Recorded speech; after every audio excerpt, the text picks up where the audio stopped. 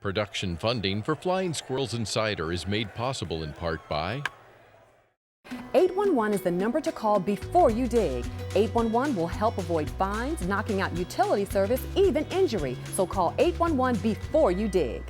and James Limousine, driven to serve Richmond for 22 years.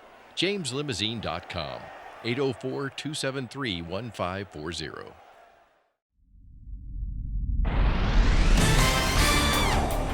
Pitch to Duffy, driven to deep right center field. He'll pull into third with a triple. Flashed into left field. Duffy's got it. The shovel to Tomlinson. Relay on to first and Oropesa. Swung on and missed. Speared by Blackburn. Parker galloping in.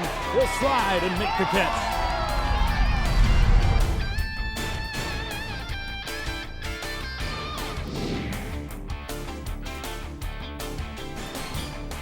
Hello and welcome to Flying Squirrels Insider. I'm John Laser. We have not seen each other in a while, and we reintroduce you to my good friends and co-hosts, Wes McElroy, Jay Burnham, in just a moment. But first, we also haven't seen our good friend Utility Buddy in a while, and Utility Buddy is here, courtesy of City of Richmond Public Utilities. Utility Buddy, instrumental in conveying safety messages about natural gas, stormwater drainage, and calling 811 before you dig. For more information, go to richmondgov.com/DPU. A little more housekeeping.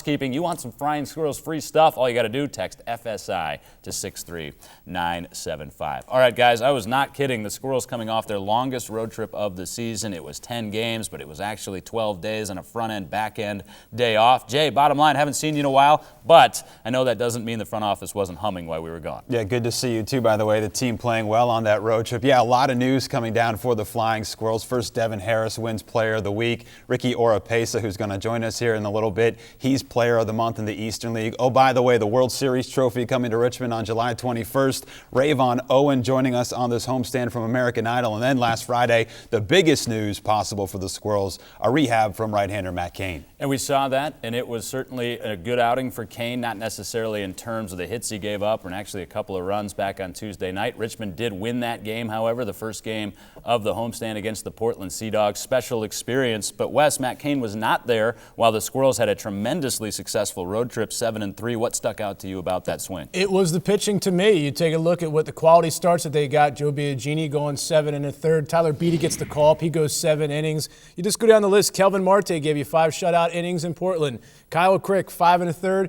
Let up about 6 walks, but even that was a quality performance. And then before the day got called up, Jack Snodgrass and Chris Stratton, they gave you quality performances. So guys gave you quality performances, left. New guys came in. I mean, really consistent pitching on the road swing. Yeah, it was actually remarkable. Squirrels, because of those mid-trip promotions, both up and then up to Richmond from San Jose, used 8 different pitchers on that road trip and combined gave up just 10 earned runs, as you saw on that graphic there, and 58 in a third inning. Stellar stuff, Jay, and that's true what Wes was saying. But the bats cooled off a little bit on the road trip. They circled back around at the end, but not what we saw in May.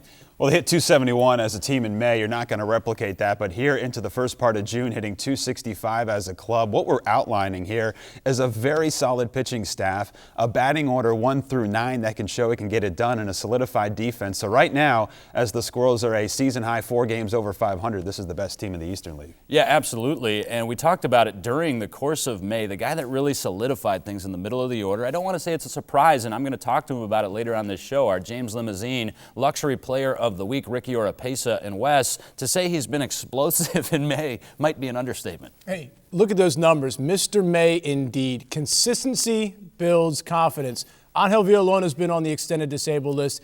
Ricky's playing time went up. The more you're in, the more you get comfortable. And you see these numbers right here. The ones that you don't, and this from the Times-Dispatch, they broke this down. Ricky Oropesa, 35 ribbies in 349 at-bats last year. 36 ribbies already in 190 at-bats. What a turnaround from a guy who really couldn't put the bat on the ball in the month of April, could barely get out of the infield, and now he's producing doubles, RBIs, home runs. Ricky's fantastic turnaround for him. And West just cites those 36. Now the team leader in RBIs. He had 4 the game before we filmed this show against the Sea Dogs. Jay, Devin Harris was the guy that was on the tear, Player of the Week, now a week back, but struggling mightily since. What's the deal? You got to love Devin Harris's power. Obviously, he's amongst the league leaders in doubles. And I think the advice that you would give to Devin is, you do you, Devin. Be yourself. I think Harris sometimes has a ability to try and continue to advance his swing, and certainly you like the gusto for him to do that. But at times when things are working, you got to stick with what's right. Yeah, absolutely. And that's what Ken Joyce, hitting coach for the Squirrels, was emphasizing with Harris on the road trip. He was getting a bit frustrated because Harris was going so well and for whatever reason seeking advice from all the other hitters on the team. Kenny, one day in New Hampshire, said, Devin, guess what? You don't get to talk to anybody today. He just shut him down and said, you don't get to talk to anybody else in the dugout. Unfortunately, he wasn't able to do that. It didn't last all that long. All right, well, it hasn't been all roses thus far offensively, Wes, and the guy that really stands out, and we hate to pick on him because he's really struggling, but Daniel Carbonell doesn't appear to be coming out of this slump. What do the Giants need to do with him? I'm not saying do it today, but it looks like a trip to San Jose may be in the future, and that may be a good thing. We're not saying this to be negative, but it seems to be getting worse. He's batting a .05 right now, and Augie has said, look, he's got extreme confidence in him. He's on a 40-man roster for a reason, but he's got to get out. They've got to find a way to get him out of this, and the best way is maybe you drop him down, build up his confidence, build up his at-bats, get him into a groove, and then the things that they've been trying to teach him begin to click when you bring him back up. Well, let's talk about a more positive level jump, because I agree with everything that Wes just said right there. I think it might be a step back to take a couple steps forward with Carbonell. And speaking of steps forward, Jay, Josh Osich is really blowing people away in the Eastern League. I know the Giants have started that internal conversation about when he might be ready. Do you think he's ready, and what are you seeing? Yeah, I do, and I think it's safe to say he's the best reliever that the Squirrels have had in this franchise, and that says a lot with what Hunter Strickland and Derek Law and those guys were able to blow through here last year. Here's what makes Osich so special. Now that he's got a new weapon in his arsenal, he's got the plus fastball that's back at 95, 96 miles an hour. He's got that cutter which throws in at about 89 to 90,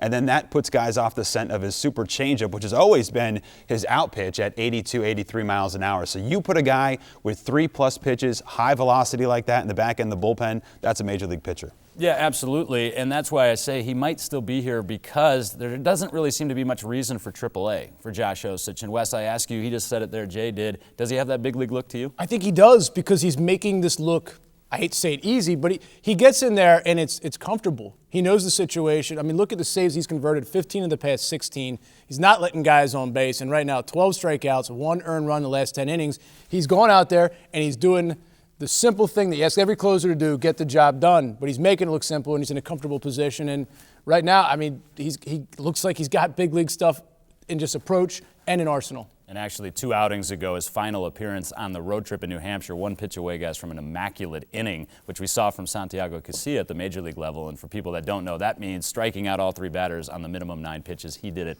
in 10. I actually ribbed him about it after the game and said I was upset that he forced me to call an extra pitch in that inning because I was pretty much spent. All right, Jay, you've been waiting for this ever since we got the news. Jack Snodgrass going up to AAA, long overdue. Now's your time to gush. Yeah, we didn't get to say goodbye to Jack. That's okay, you did. Jack will be back during the offseason. Here? You all right there? Jack will be back in the offseason because he's a resident now of the Churchill area here in Richmond. And for him, hey, how about this? Snodgrass getting the call to AAA, his first appearance for the Sacramento club, 3 2/3 innings in relief. Snodgrass earns the win. Congratulations to him. Yeah, absolutely. That was great to see. Not that he went up there, but he had success the first time. He had a traveling partner, Wes. Chris Stratton also went. Somewhat of a surprise, I think, but the Giants pushing along a more advanced and aged first-rounder that came out of college in Mississippi State. But the Squirrels get back Tyler Beatty. His first and AA debut was certainly a lot of fun to call and take in, 7 scoreless innings. He's very polished. You also get Alberto Mejia, and that was a little bit of a question mark coming off of his suspension. But I think actually the Squirrels are better now rotationally than they were before. I don't know if I want to go better because I don't want to be a creature of the moment, but first impressions, outstanding. 7 innings for Beatty, 4 innings for Mejia. They start off on the right foot. Let's just remember, there's going to be growing pains as the summer goes along, but getting off on the right foot is a huge start for confidence, and they both definitely showed that they've got the stuff. You are a creature of the moment. A gardening creature of the moment. You're in there with whatever the hottest flower might be. But you're actually right. I set you up for that. For that to be true, for what I said to be true, Kyle Crick needs to be the Kyle Crick of April. Jay, you might not have this answer, but I'm going to pose it to you. How does he get back there? Yeah, I don't have that answer. And Ross Grimsley didn't have that answer. I don't think pitching coach Steve Klein does. But you've just outlined a pretty solid rotation. The Squirrels going with 6 men. That allows Crick to kind of hide back at the back end of the rotation in terms of trying to figure things out. He's back with the walks escalating, 6 walks in each of the past 2 outings. But for Crick, I think it's important for him to just try and figure out, obviously, how to throw strikes. But I think maybe just figure out what worked for you a couple of years ago when he was one of the top prospects for the San Francisco Giants. Still a lot of promise for Kyle Crick. If you asked a lot of the scouts when they come out to watch him if they'd still take him despite the struggles, they absolutely would. Yeah, without question. That ceiling is still there for Crick. And very quickly, Jay, we've got just a few seconds left. We talked about Josh Oshitz going up. We've seen potential replacements. Who would replace him back into the bullpen to you? Well, you got to like the way that Tyler Mazenko threw yesterday coming in relief. But I think Jose Casilla is your guy. You mentioned the inning that he threw the other day. He's a guy with experience, and I think you could roll the dice with him. And I wanted to save a little bit of time at the end of this segment. I like to rib him, I like to have fun with him, but he's actually one of my best friends in life, where we say congratulations and watch him get really rosy red right here. It's my buddy Wes McElroy. Just went down to Salisbury, North Carolina, accepted Virginia Sportscaster of the Year. I'll stop getting my hand off your shoulder now. Much deserved, buddy. Congratulations Thanks, from boys. all of us here at FSI. FSI continues a little later on. James Limousine Luxury Player of the Week, Ricky Oropesa. But when we come back, our correspondent Morgan Conklin had a chance to catch up with some of the guys, reminiscing about their draft experience, because it is indeed baseball's draft week. FSI rolls along next. I'm Morgan Conklin of Flying Squirrels Insider, and in honor of Draft Week this week, we're going to talk with some of the guys and hear about their stories. Tyler, you were drafted out of high school in the first round, and then last year you were also drafted in the first round. What was it like hearing your name called? It was an unbelievable feeling. Both times a little bit different. The first time more surprising and equally as exciting. The second time was more of a weight lifted off my back. You were drafted by the Indians in 1993, the 8th round. Were you expecting a phone call that day, though? No, I didn't even really pay attention to it. I was out actually working on the farm, so I didn't really, And then my mom answered the phone. She said, "Hey, someone called here and said that they were from the Cleveland Indians and they just drafted you, and the scout will stop by the house tomorrow and negotiate a contract with you." I knew I was going to get drafted. I didn't know what round. So a bunch of my friends came over. We had a taco guy there that was just cooking in front of us, and I mean, it was a good time though. I mean, we celebrated the right way and had some fun. Jackson, you were drafted in 2007, the first round by the Giants. Really, throughout the beginning of the whole process, the Rangers were the team that me and my agent had been in contact with the most and talking with the most. And, so I mean, from the get-go, we thought that was the team that I was going to end up with. I remember getting on the internet and pulling up the tracker, and they had just made like the 42nd pick.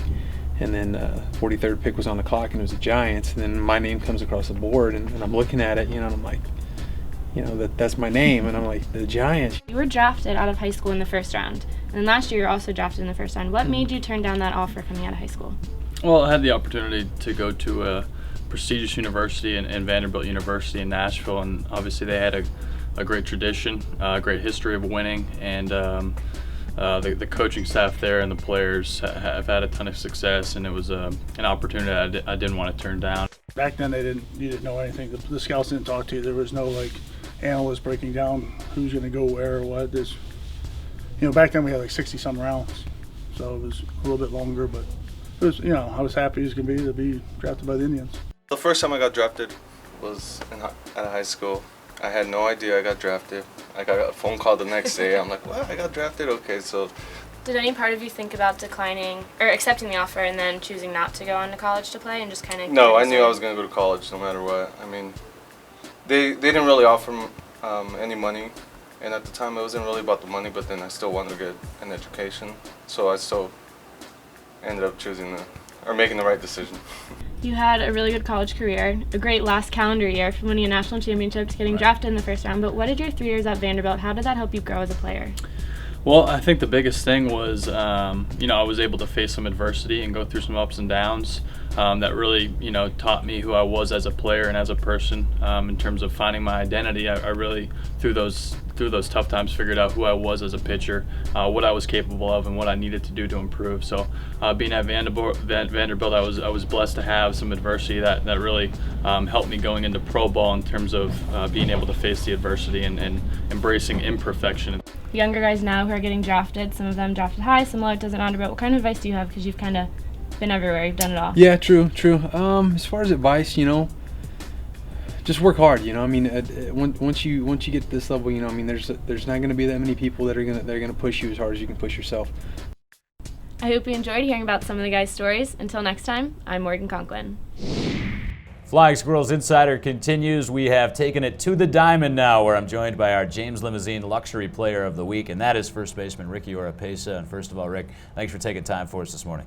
Thanks, Les. Appreciate it. I wanted to get you on the show right now because you come off a very significant award, named as Eastern League Player of the Month for May, and it was a dramatic turnaround for you right about May 1st. What started clicking for you? I've been trying to fix some things in the cage, and I've been using a lot of visualization actually. Taking that in my approach and my bats, and I think it's working. So, how gratifying is it? I know you don't necessarily care too much about Player of the Month or anything like that, but really when you win an award like that, it emphasizes that you're doing things consistently. Yeah, it feels good. Obviously, I've been seeing the ball well, and all I can do is keep doing what I'm doing. And I like the way the team's playing, and we're having fun. That's the biggest thing. We're having fun. So, when we're having fun, we're playing well. And it's not coincidental that this team started surging when you started hitting and Devin started hitting and Max started hitting as well in the middle of the order. What's that like to be wedged in with those guys? Because you've got this offense now where really every guy can hurt somebody. Yeah, I think we've been lucky as far as top and the bottom of the order as well. I've been swinging well. So as soon as they get on, we do our thing and try to score them in. So the whole lineup as a whole has been really good this year. I know that you and Mac Williamson are tight on the field and tight off the field. He's a very good friend for you. What kind of influence has his presence here had on your game? I like his energy. I kind of feed off that, and he's a good guy, and his work ethic as well. He's a power guy, and we're kind of similar in ways as we hit the ball and stuff like that. But he's a good teammate, and he's a good leader. Well, let's talk about something that has become very consistent in the Eastern League, and that is the Ricky Oropesa pull shift that you really started to see in Reading earlier this season. We didn't see a ton of that the first couple of years here in the league. How has that affected you? It doesn't certainly seem to have slowed you down. Yeah, I've been seeing that lately, and it is what it is. I guess you got to take your ego out of it and kind of hit the other way sometimes, but just not doing too much with the ball and just hitting where the ball is pitched. If it's going to be inside and they're playing you the shift, just try to hit it where they're not. Ricky Oropesa is with us, courtesy of James Limousine. In just a couple of moments, we're actually going to give Ricky his bat and put him where he's more comfortable in the batter's box, and we're going to show you his setup, and I'm looking forward to that, Rick. But I also wanted to get your thoughts of this week. It's draft week, and you were a guy taken out of USC a few years back, and wanted to get your reflections on what that week was like for you. All types of emotions, Lays. It was up and down. I was in the living room with just my family and just waiting there for a phone call. I mean, we've been getting phone calls back and forth from other teams, but yeah, it was a lot of communication through my agent and myself, but it was just a whole mix of emotions. And what was that moment like when the phone call actually finally did come? When the phone call did come, and I was selected in the third round by the Giants, it was a huge relief and a moment I remember forever. And I'm just blessed to be drafted by a good organization. And you've been with the Giants exclusively. You come out of spring training this year, and essentially they said that first base job is there for you in Richmond. Got off to a slow start. How much pressure was that on you to get things rolling like you have now? Yeah, it was as far as anybody would say that, they want to come out to a hot start, and I didn't really necessarily do that. But it's not about finding what works, and I've kind of found what works for me lately, and I'm just doing the same thing every day, and having that routine is huge. Your road success there this year has been frightening, actually, if you look at the splits, and you started to swing it well here at home as well. But did you have any reason for that, or is that just coincidental with when things started to come together for you?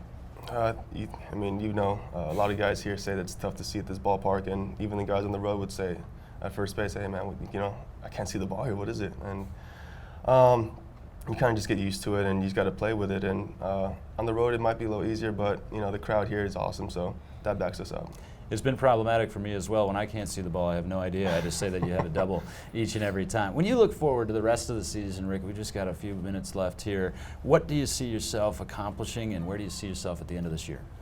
Hopefully with the Giants. I expect myself to do great things, and I just expect a lot of myself, more than anyone would expect out of myself. So I'm just trying to play hard every day and hopefully get the opportunity. Well, Rick, thanks so much for being here. That's what we expect to see at the end of the season as well. Ricky Oropesa doing some pretty big things offensively. And when we come back here on Flying Squirrels Insider, we're going to go into the batter's box with Ricky here at the Diamond, and he's going to show you where that starts and why it starts there. That's straight ahead.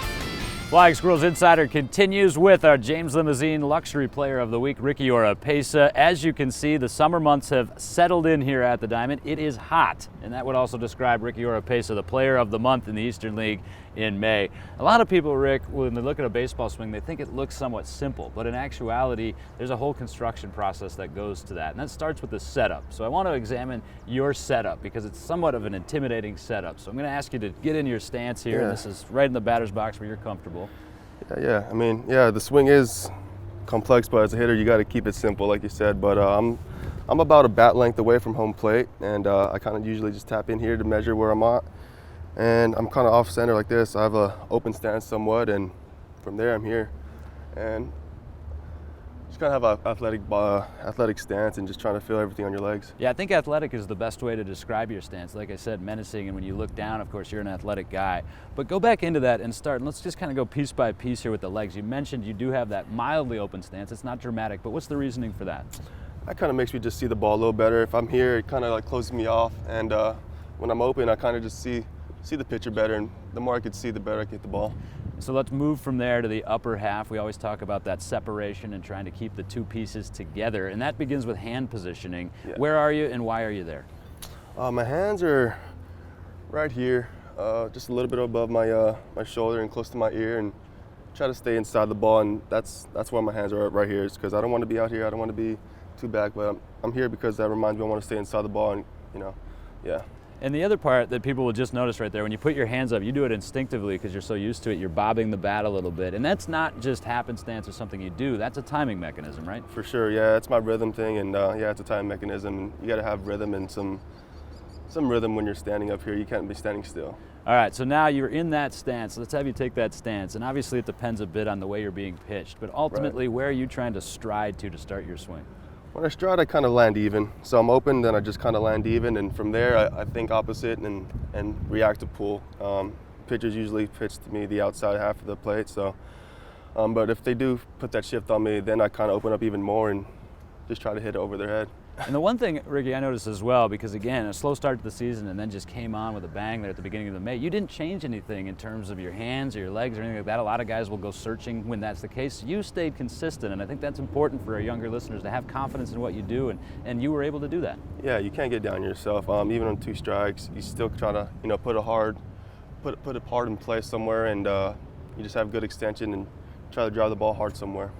Rick, thanks for being here, man. Thanks for showing us that. Continued success. Thanks, Liz. Ricky Oropesa, USC Trojan, now Eastern League Player of the Month. Thanks to him for coming out. It is hot out here at the Diamond. Squirrels are hot, by the way, as well, as they continue this homestand, and we continue on FSI. I come back and talk a little bit about Matt Cain making an appearance here in Richmond.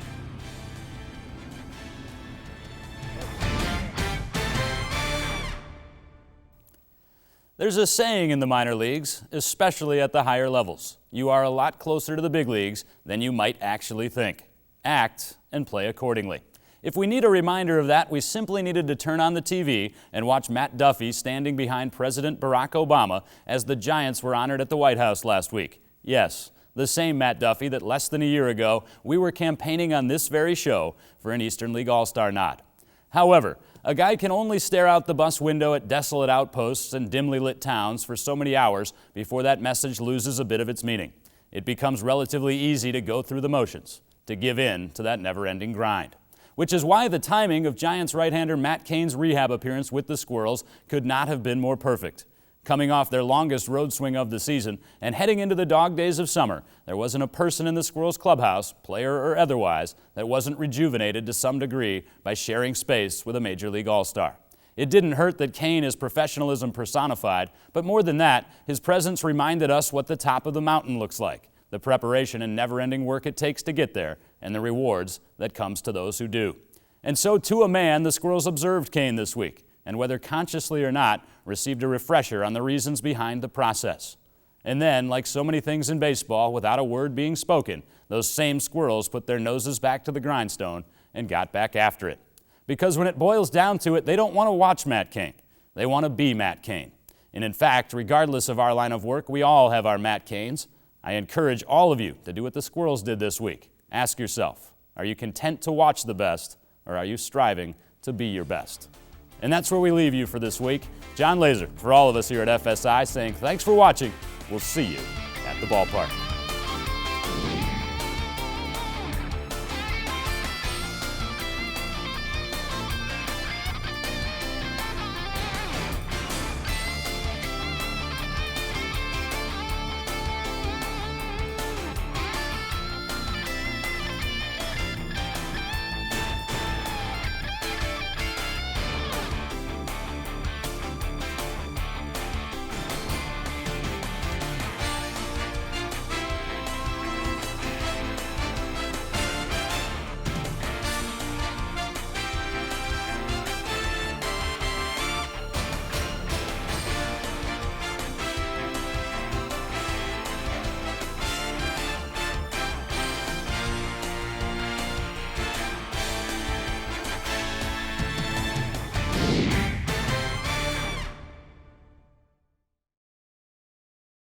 Production funding for Flying Squirrels Insider is made possible in part by The smell of natural gas escaping is a pungent odor like rotten eggs, a bad smell for a really good reason, your safety. If you ever smell the strong rotten egg odor of natural gas, leave the area, go where the smell is no longer present, and call 911. and James Limousine, driven to serve Richmond for 22 years. JamesLimousine.com, 804-273-1540.